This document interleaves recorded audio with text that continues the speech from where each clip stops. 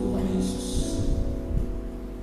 Malam ini biar nyanyian pujian kami naik di hadapan hadirat-Mu bagaikan dupa yang harum berkenan kepada Tuhan, sehingga Tuhan boleh memperhatikan perhimpunan kami malam ini. Tuhan, kami datang karena kami bersyukur sebab Tuhan baik bagi kami. Sepanjang minggu Tuhan telah tolong kami.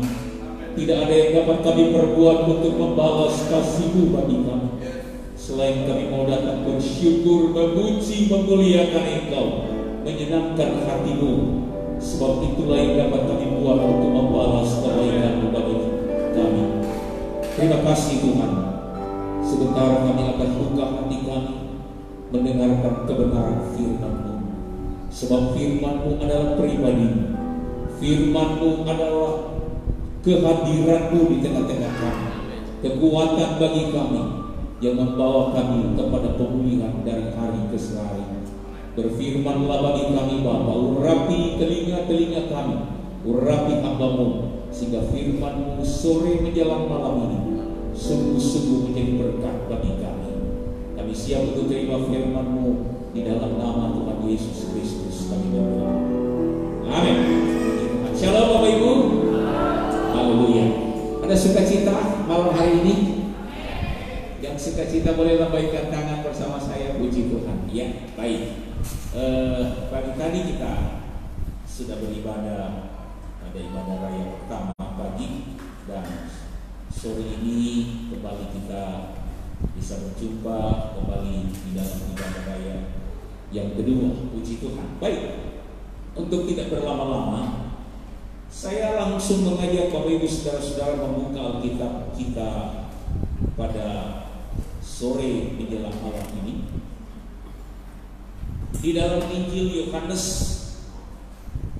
pasalnya yang ke-17.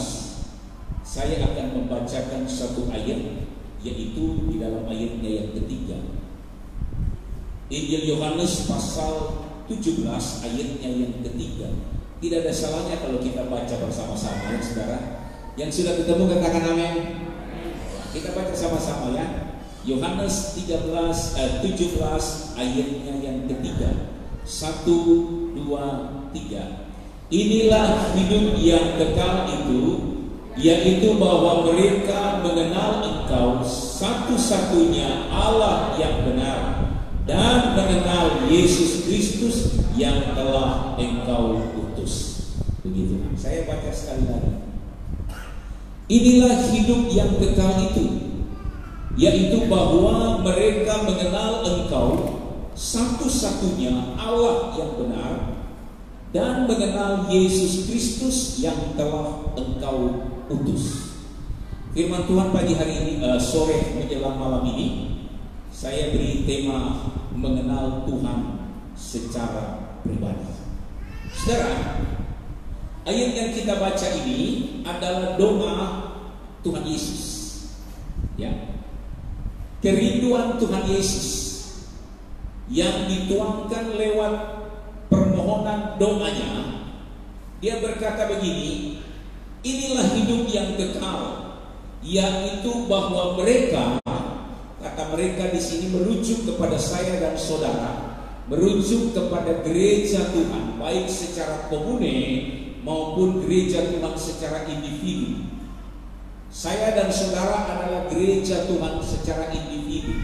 Ayat ini berkata, supaya kita, saya dan saudara, mengenal Engkau, mengenal Bapa sebagai satu-satunya Allah yang benar, dan mengenal Yesus Kristus yang telah Engkau utus.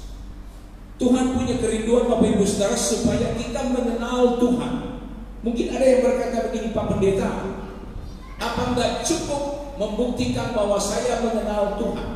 Saya datang di gereja, kalau ada kegiatan-kegiatan rohani saya ikut.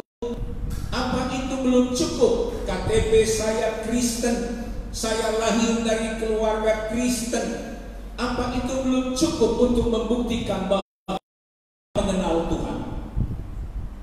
Saya bilang saudara, itu belum cukup. Sebab kalau kita mengenal, pengenalan itu saudara-saudara, bisa saja kita hanya mengenal secara sepintas. Mengenal seseorang belum berarti mengenal dan mengetahui secara pribadi siapa orang tersebut. Saya mengenal Pak Herman, saya mengenal Pak Ikhwan, tapi saya mengenal mereka hanya sekedar mengenal nama dan mengenal mereka dari penglihatan saya. Saya tidak mengenal mereka secara pribadi, apa keinginan mereka, apa hobi mereka, apa kesukaan mereka, apa yang mereka tidak suka. Saya tidak mengenal. Artinya saudara-saudara, saya mengenal mereka, tetapi saya tidak mengenal secara pribadi. Ya, saya tidak mengenal mereka secara pribadi. Nah, ini juga saudara-saudara terjadi pada pengenalan kita kepada Tuhan. Kita bisa berkata dari bibir mulut kita, saya mengenal Tuhan. Tapi apakah kita mengenal Tuhan secara pribadi? Kita mengetahui secara detail apa yang Tuhan mau? Saya bilang belum tentu. Nah, malam hari ini saya ingin menyampaikan kepada kita, kenapa Tuhan rindu di dalam doanya.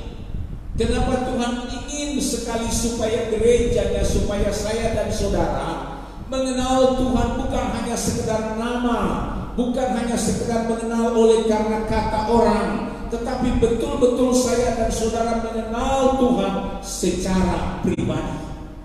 Bisa bilang amin Bapak Ibu saudara?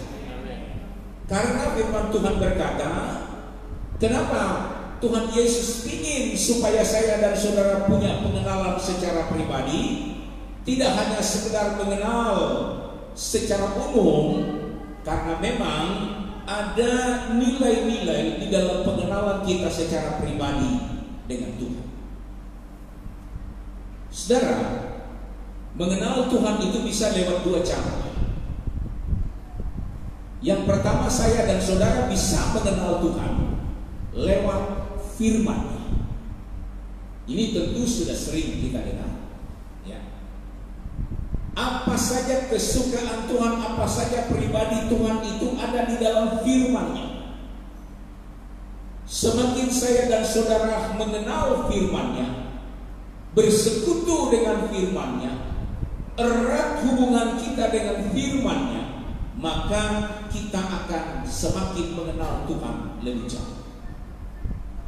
Dan saya percaya Bapak Ibu saudara-saudara, kerinduan ini menjadi kerinduan kita semua. Ya.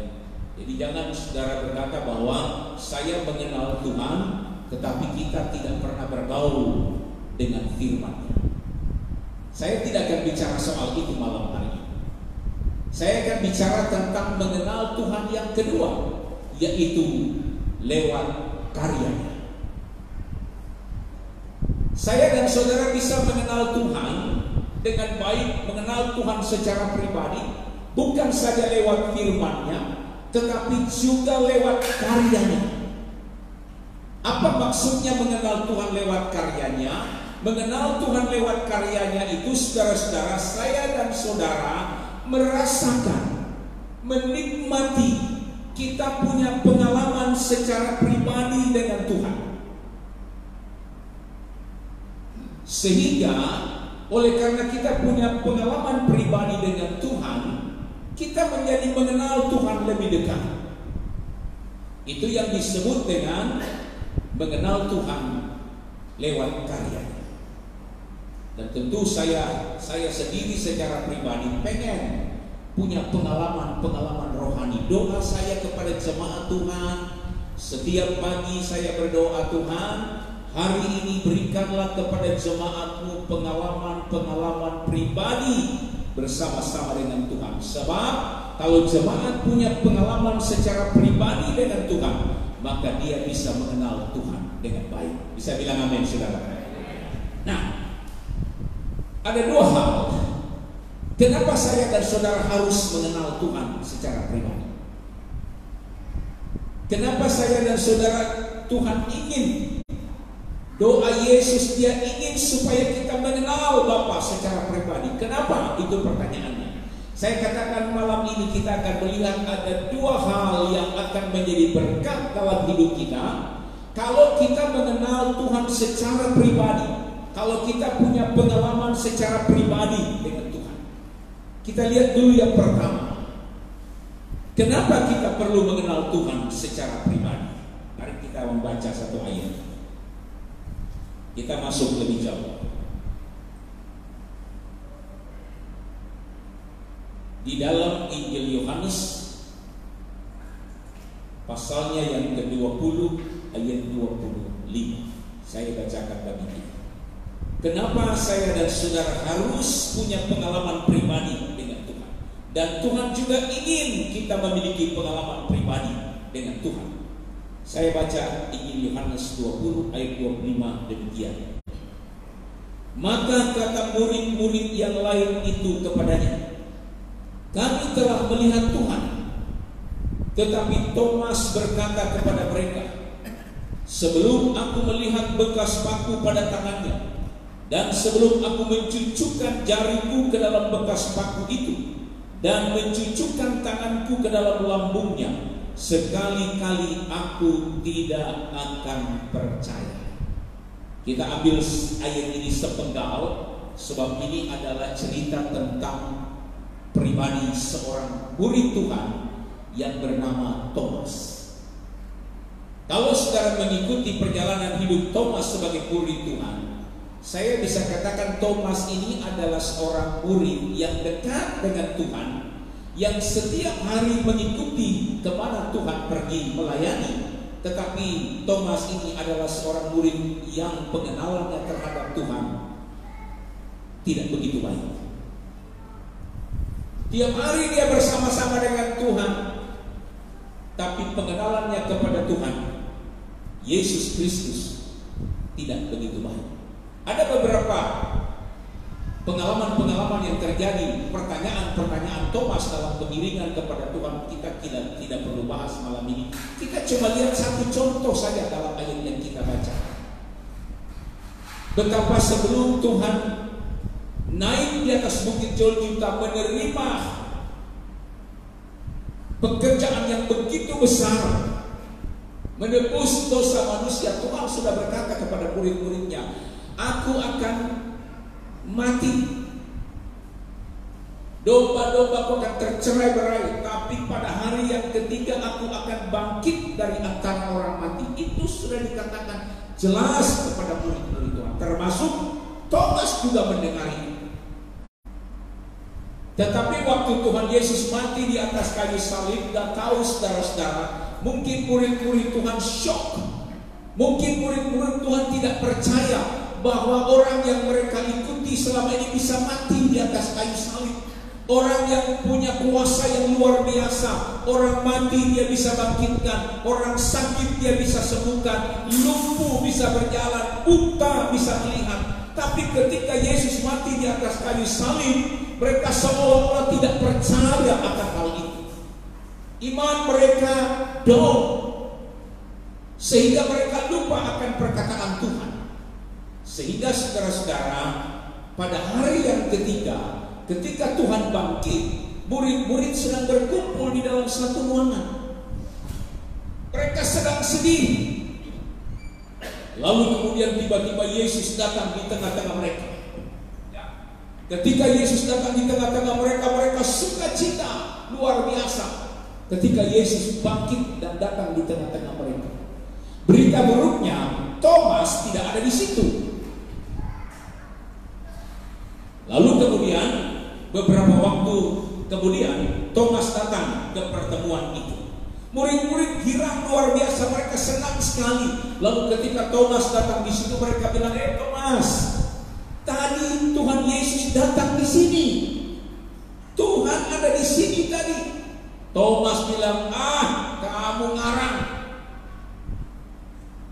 Walaupun kamu bersekongkol untuk membohongi saya tidak akan percaya. Sebelum jariku ini dicucukkan di telapak tangannya yang berlobang, sebelum jariku ini saya tusukan di lambungnya yang berlubang oleh karena tikaman tombak, saya sekali-kali tidak akan percaya. Inilah Thomas. Ya. Betul. Tadi Tuhan datang, Thomas bilang, dan saya tidak percaya. 8 hari kemudian Yesus datang kembali dalam pertemuan yang sama. Murid-murid Tuhan. Kenapa Tuhan datang kembali? Harusnya sudah nggak perlu, karena murid-murid yang lain sudah jumpa dengan Tuhan kecuali Thomas. Tapi Tuhan ingin supaya Thomas punya pengalaman secara pribadi dengan Tuhan. Tuhan khusus datang untuk menemui Thomas. 8 hari kemudian dalam pertemuan yang sama, Tuhan datang di tengah-tengah perhimpunan ini dan berkata, Thomas, mana jarimu? Kalau kamu tidak percaya, cucukkan jarimu di lubang paku bekas paku. Cucukkan jarimu di lubang bekas tombak di lambungku. Dan ketika Thomas mencucukkan jarinya, dia berkata, ya Tuhan. Saya coba ceritakan cerita sekolah minggu ini untuk apa, saudara? Tuhan ingin supaya Thomas punya pengalaman pribadi dengan Tuhan. Sebab kalau Thomas tidak mengalami pengalaman pribadi dengan Tuhan dengan mencucukkan jarinya, Thomas ini nggak percaya, imannya rapuh, imannya goyah.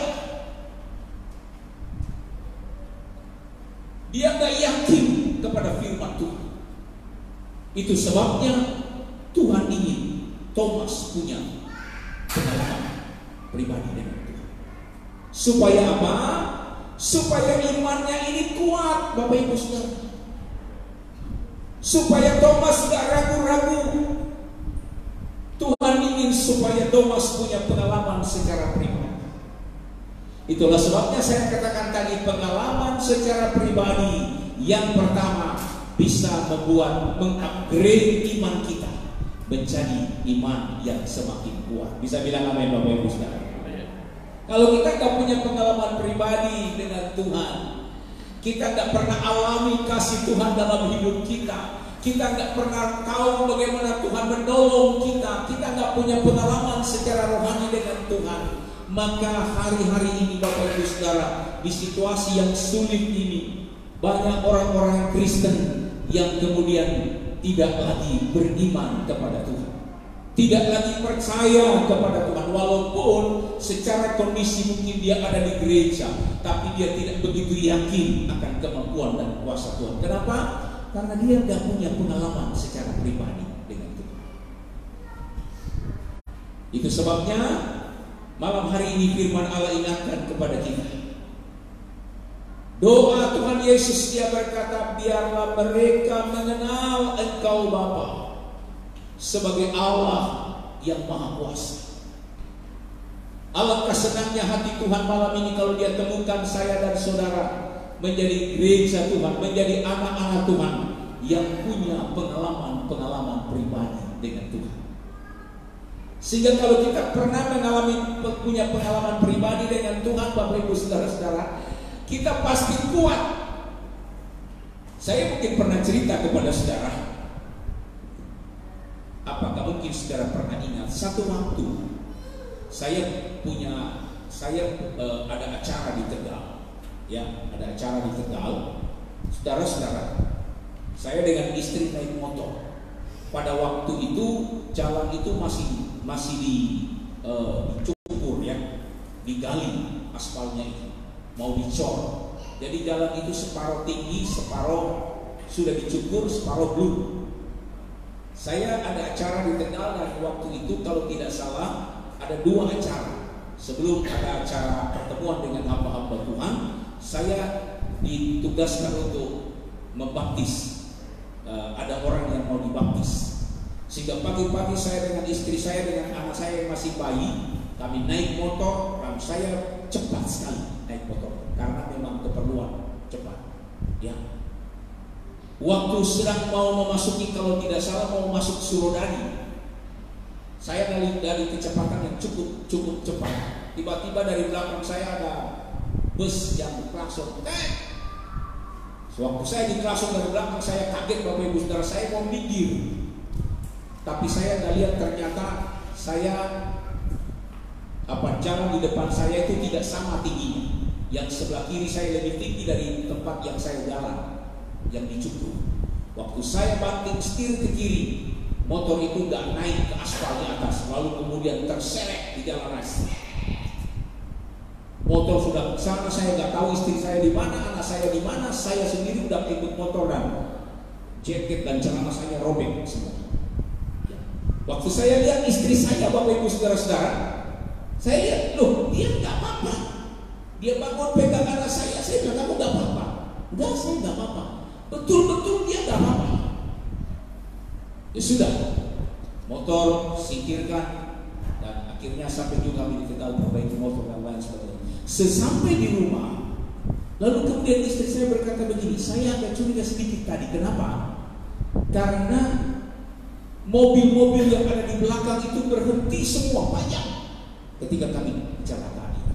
Lalu dia bersaksi kepada saya, dia berkata begini, saya sempat tangan saya ke belakang begini untuk menghentikan kendaraan yang ada di belakang. Bapak Ibu Saudara tahu Pantura Raya, kalau ada yang jatuh, waduh itu sudah amat riwayatnya. Tapi istri saya bilang tangannya sempat untuk menghentikan mobil di belakang. Tapi dia berpikir kembali begini, tangannya dua-dua sedang memeluk bayi anak kami yang kecil. Lalu dia berkata begini, tangan saya dua-dua ini peluk si kecil, tapi saya seperti merasa ada tangan yang menyetop kendaraan yang ada di belakang. Lalu dia bilang, itu tangan siapa kira-kira? Saya bilang, itulah tangan Tuhan. Kalau bukan tangan Tuhan yang menyetop kendaraan yang ada di belakang, saya tidak tahu apa yang terjadi dengan keluarga kita. Itu pengalaman pribadi, saudara. Artinya saya betul-betul merasa saat itu nyawa saya sudah di ujung tanduk dan Tuhan menyelamatkan keluarga saya. Kalau saya punya pengalaman pribadi seperti itu, lalu kemudian ada masalah-masalah kecil, ada tantangan-tantangan kecil, saya akan berkata begini, masa ini Tuhan tidak tolong? Wong kemarin saya udah mau mati aja Tuhan tolong, masa ini Tuhan gak tolong? Bukankah iman kita akan semakin kuat? Bisa bilang amin Bapak Ibu Saudara. Kita akan semakin kuat sebab kita tahu kalau kita punya pengalaman pribadi dengan Tuhan, iman kita menjadi kuat. Kalau Tuhan sudah tolong kita, maka Tuhan pasti terus akan menolong kita. Itulah kenapa Tuhan katakan supaya kita punya pengalaman pribadi dengan Tuhan, supaya iman saya dan saudara menjadi kuat di dalam Tuhan. Bisa bilang amin Bapak Ibu Saudara. Yang kedua, kenapa kita harus perlu pengalaman pribadi dengan Tuhan? Saya mengajak kita membuka Injil Lukas pasal 19.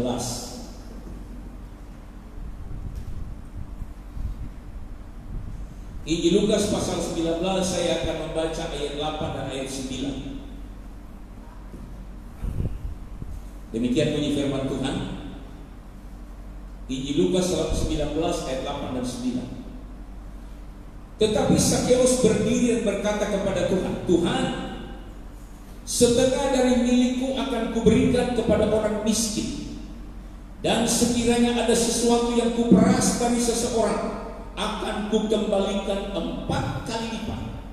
Kata Yesus kepadanya, hari ini telah terjadi keselamatan kepada rumah ini, karena orang ini pun anak Abraham. Saudara perhatikan yang kedua, kenapa kita perlu pengenalan secara pribadi dengan Tuhan. Kalau kita lihat tadi yang pertama Thomas, yang kedua saya ingin kita melihat pribadi yang bernama Sakeus. Ini cerita-cerita sekolah minggu, saudara. Ya, tapi mari coba kita lihat nilainya di sini. Waktu Tuhan Yesus masuk kota Yeriko, itu ada 2 kejadian yang dicatat oleh Alkitab. Waktu dia masuk kota Yeriko, yang pertama-tama dia ketemu dengan Bartimeus yang buta. Orang mengikuti Yesus. Lalu ketika dia keluar dari kota Yeriko, dengan seorang yang bernama Sakeus. Ya. Sakeus ini Bapak Ibu Saudara-saudara mendapat satu keistimewaan luar biasa. Dia punya pekerjaan adalah pemungut cukai atau penagih pajak. Sakeus ini adalah orang Yahudi, tetapi dia bekerja kepada pemerintahan Roma sebagai, katakanlah kalau sekarang mungkin debt collector, ya, penagih pajak. Kalau mereka nggak bayar pajak, dia datang nagih. Sehingga Sakeus ini kalau di sekitar mereka sangat benci dengan Sakeus. Bagi orang-orang Yahudi, mereka berkata Sakeus ini adalah pengkhianat, orang sendiri tapi memeras bangsa sendiri. Sakeus ini tidak disenangi. Semua orang menjadi musuh Sakeus. Tetapi dari sekian orang yang mau melihat Tuhan keluar dari kota Yeriko, Tuhan justru memilih seorang yang bernama Sakeus. Waktu dia lihat ada orang di atas pohon, dia bilang, Sakeus, kamu turun. Aku mau numpang di rumah. Aku mau datang ke rumah. Tuhan ingin supaya Sakeus mengenal Tuhan secara pribadi. Dari sekian banyak orang loh, Bapak Ibu bayangkan orang sampai Sakeus sampai naik di atas pohon, karena begitu banyak orang pengen lihat Tuhan. Tetapi Tuhan memilih untuk memperkenalkan dirinya secara pribadi kepada seorang yang bernama Sakeus. Waktu Tuhan Yesus bertamu di tempat Sakeus, lalu mungkin Alkitab tidak mencatat obrolan apa yang diobrolkan antara Tuhan dengan Sakeus. Tapi waktu Tuhan Yesus bicara dengan Sakeus, Sakeus senang sekali. Dia mengenal Tuhan dengan dekat. Lalu dia berkata begini, sekarang apa yang kuperas dari orang-orang yang dulu, aku akan kembalikan berlipat ganda, 4 kali lipat. Kalau aku pernah bersalah kepada orang, maka aku akan menggantikan kesalahan itu. Bayangkan saudara-saudara, ketika Sakeus mengenal Tuhan, punya pengalaman secara pribadi dengan Tuhan, yang didapatkan oleh Sakeus adalah dia sadar akan seluruh kesalahan yang dia pernah alami, dan ketika dia sadar, dia bertobat di hadapan Tuhan. Sederhana bukan? Tuhan ingin lihat, Tuhan punya proyek untuk Sakeus. Ini orang harus sadar dan harus bertobat, karena dia sudah keliru jalannya. Tuhan datang secara pribadi, dan ketika Sakeus punya pengalaman pribadi dengan Tuhan, Alkitab berkata, ayat tadi saya ingin baca sekali lagi saudara, ini kata Sakeus. Tetapi Sakeus dan berdiri dan berkata kepada Tuhan, Tuhan, setengah dari milikku akan kuberikan kepada orang miskin, dan sekiranya ada sesuatu yang kuperas dari seseorang, akan kukembalikan 4 kali lipat. Luar biasa. Sakeus sadar akan kesalahannya, lalu kemudian dia bertobat, dia melakukan yang benar di hadapan Tuhan. Inilah yang menjadi poin kedua yang ingin saya sampaikan malam hari ini. Pengenalan secara pribadi dengan Tuhan membuat seseorang itu sadar dan bertobat atas segala kekeliruan. Kalau kita tidak pernah kenal secara pribadi dengan Tuhan, kita tidak pernah sadar akan dosa kita. Kita tidak pernah sadar akan kesalahan kita. Kita selalu merasa benar. Orang lain yang salah, kita yang benar. Tapi kalau kita punya pengalaman secara pribadi dengan Tuhan, tidak usah orang lain tegur kita. Kita sadar bahwa kita bersalah. Kita sadar bahwa kita keliru, dan kita berbalik dan bertobat kepada Tuhan. Jadi pengenalan secara pribadi kepada Tuhan bisa membuat iman kita bertumbuh dan menjadi iman yang kuat. Yang kedua, pengenalan pribadi kita dengan Tuhan membuat kita sadar akan kekeliruan kita dengan rendah hati dan berbalik, bertobat dan minta pengampunan dari Tuhan. Bisa bilang amin Bapak Ibu Saudara? Ada berapa banyak orang Kristen hari-hari ini berkata berkata begini, saya mengenal Tuhan. Oh, saya gak pernah absen ke gereja, Om. Persekutuan di mana saja saya ikut, Om. Saya mengenal Tuhan, tapi cara bicaranya masih tetap seperti orang yang tidak mengenal Tuhan. Pribadinya, kelakuannya, bahasanya, saya kata-kata di pagi mungkin sedikit lebih keras. Katanya mengenal Tuhan, tapi mulutnya masih penuh fitnah. Katanya mengenal Tuhan, tapi dosa bohong masih tetap dikerjakan, dan lain sebagainya. Itu artinya kita belum mengenal Tuhan. Kalau kita mengenal Tuhan secara pribadi seperti Sakeus, kita akan sadar terhadap dosa kita dan cepat-cepat datang bertobat di hadapan Tuhan. Bapak Ibu Saudara, banyak kita salah mengerti. Kita berkata begini, kalau kita sudah melakukan kesalahan, lalu kita berkata begini, Tuhan kan tahu, Tuhan kan Maha Pengampun, Tuhan kan Maha Baik, Tuhan tahu apa yang saya lakukan. Kita merasa bahwa ketika kita melakukan kesalahan, ketika kita bertindak menyalahi aturan Tuhan, kita merasa bahwa Tuhan mentolerir itu. Kenapa? Karena Tuhan baik. Tidak, saudara. Saya bilang tadi pagi kepada jemaat Tuhan, gereja kami yang kecil di Ulu Jami, sekarang kami tidak lagi memakai istilah perjamuan kudus atau perjamuan suci. Saya lebih senang memakai kata perjamuan Tuhan. Kenapa? Karena banyak orang Kristen yang salah kaprah. Mereka bilang begini, sebulan sekali kita ikut perjamuan suci, sebulan sekali kita mau ikut perjamuan kudus, supaya kalau saya minum perjamuan kudus, makan roti, maka dosa saya diampuni. Keliru besar. Dosamu tidak diampuni hanya karena engkau, dosamu tidak diampuni hanya karena engkau minum perjamuan suci. Tidak. Kalau kita makan dan minum perjamuan Tuhan itu adalah mengingatkan kita bahwa 2000 tahun yang lalu ada seorang pribadi yang luar biasa yang rela mati bagi saya dan saudara. Dia tumpahkan darahnya di Bukit Golgota dan darahnya cukup untuk mengampuni dosa kita. 2000 tahun yang lalu. Sehingga saudara-saudara, ketika saya dan saudara bersalah di hadapan Tuhan karena kita ini manusia budaknya salah, maka yang harus kita lakukan, kata firman Allah, bukan minum perjamuan kudus. Yang harus kita lakukan supaya dosa kita diputihkan, dibersihkan oleh Tuhan adalah sadar dan bertobat, minta ampun sama Tuhan. Itu sebabnya harusnya tiap hari kita harus datang bertobat dan minta ampun sama Tuhan.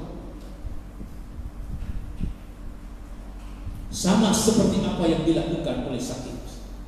Nah, ini kalau kita punya pengalaman secara pribadi dengan Tuhan mengingatkan kita bahwa kita ini manusia lemah, kita akan sadar, waduh, sepanjang hari kemarin mungkin saya pernah mengecewakan orang lain.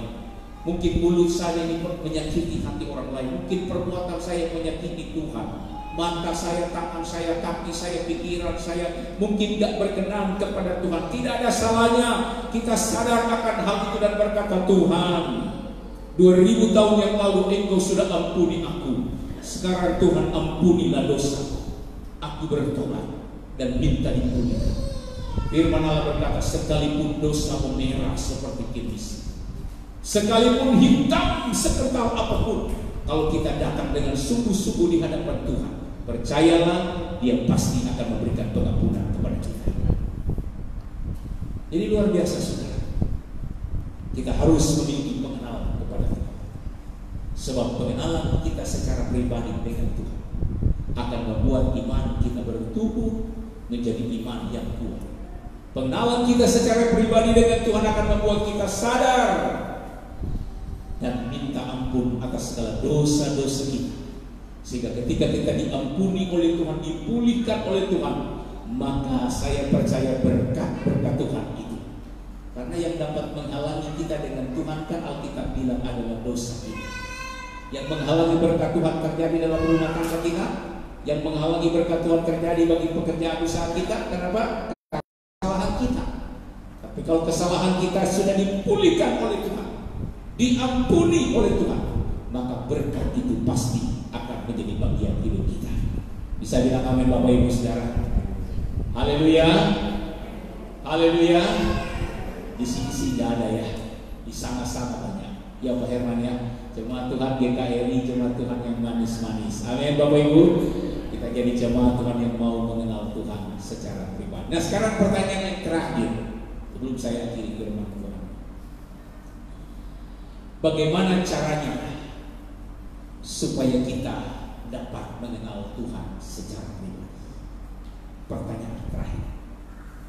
Bagaimana caranya Om Pendeta? Om Pendeta bilang kalau kita mengenal Tuhan secara pribadi, kita punya pengalaman pribadi dengan Tuhan, kita akan dipulihkan oleh Tuhan. Dosa kita akan diampuni Tuhan kalau kita sadar dan bertobat. Iman kita akan menjadi kuat dalam situasi yang sulit. Lalu bagaimana caranya supaya kita bisa memiliki pengalaman pribadi dengan Tuhan? Jawabannya sederhana. Mari kita belajar kepada Sakeus. Sakeus ini punya perjuangan yang luar biasa. Waktu dia mau ketemu dengan Tuhan, lalu kemudian orang banyak sudah penuh jalan. Sebenarnya ada waktu buat Sakeus untuk berkata begini, mau buat apa? Karena secara materi Sakeus berkelebihan.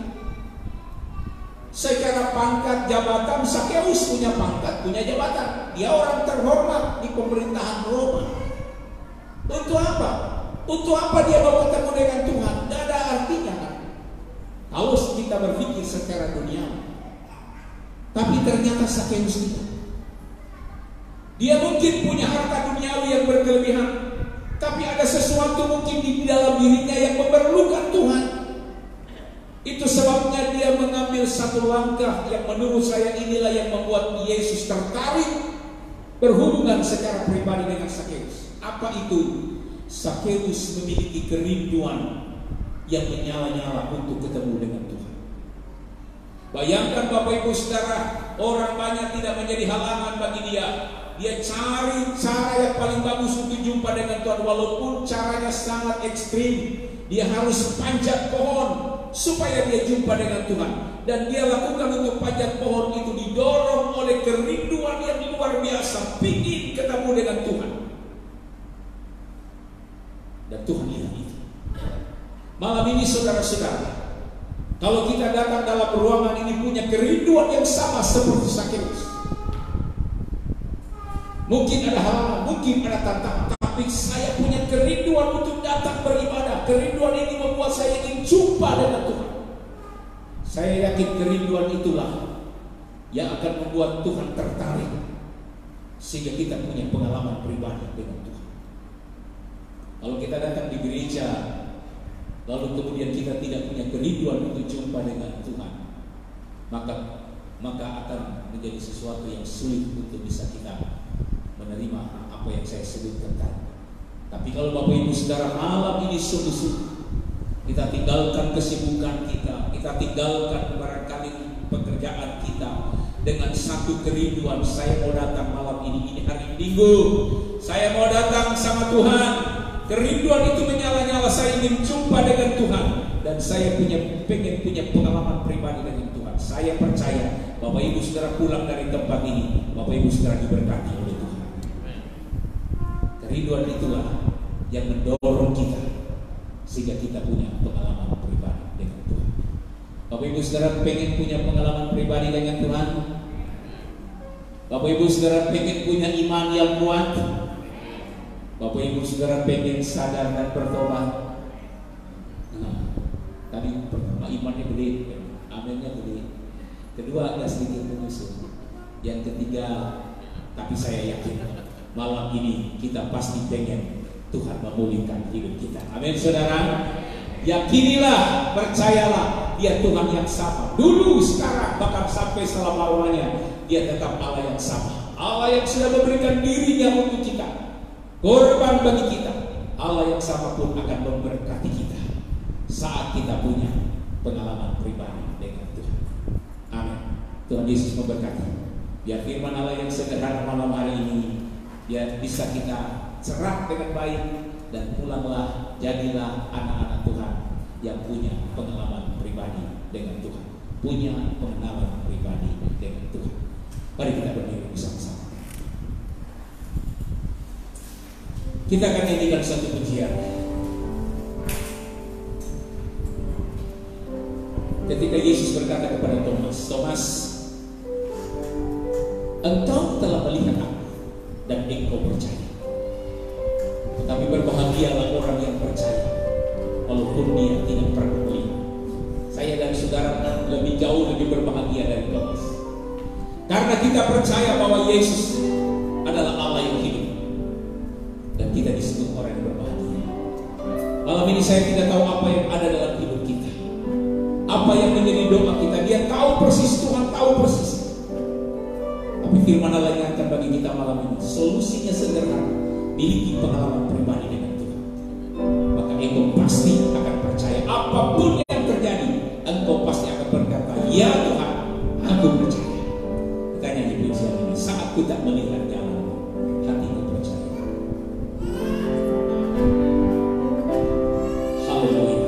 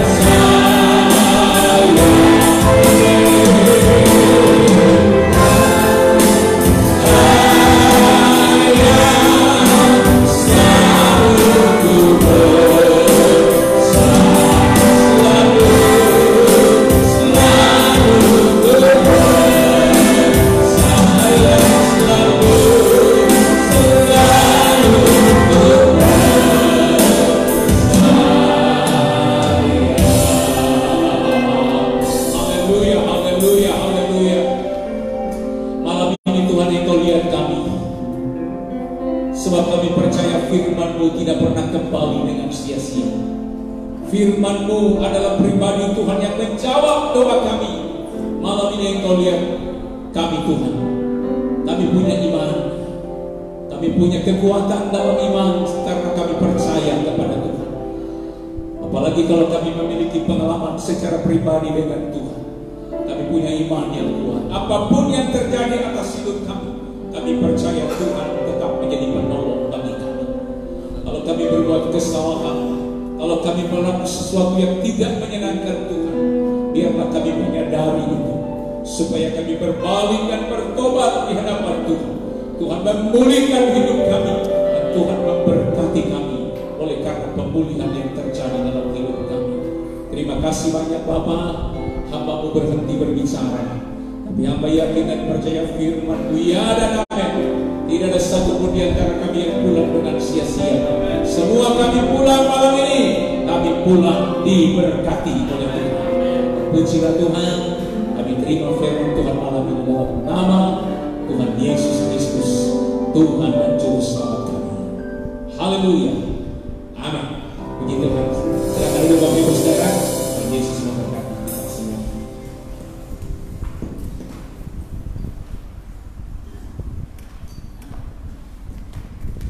Haleluya. Kita semua diberkati dengan firman Tuhan malam hari ini. Amin. Yesus secara pribadi.